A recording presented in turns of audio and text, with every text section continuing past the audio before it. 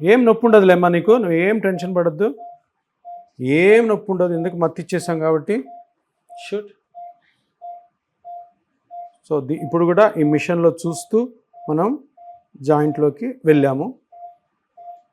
జాయింట్లోకి వెళ్ళిన తర్వాత మళ్ళీ ఇది కరెక్ట్ ప్లేస్లో ఉన్నామా లేదా అని తెలుసుకోవడం కోసము కాంట్రాస్ట్ ఇంజెక్ట్ చేస్తున్నాము. కాంట్రాస్ట్ అంటే డై, అక్కడ తెలుస్తుంది చూసారా, ఎక్కడైతే మనకు గుజ్జు అరిగిందో ఆ ప్లేస్ని మనకు చూపిస్తుంది, అది చూపిస్తుంది కాబట్టి మనకు కరెక్ట్ ప్లేస్ అని అర్థమైంది.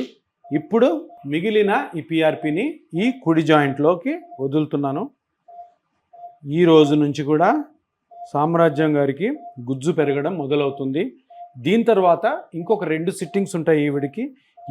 ఈవిడ అరిగిన గుజ్జు ప్రకారము ఇంకొక 2 సిట్టింగ్స్ ఉంటాయి. ఆ 2 సిట్టింగ్స్ వరకు మేము చెప్పిన ఎక్సర్సైజ్లే ఈవిడ చేయాలి.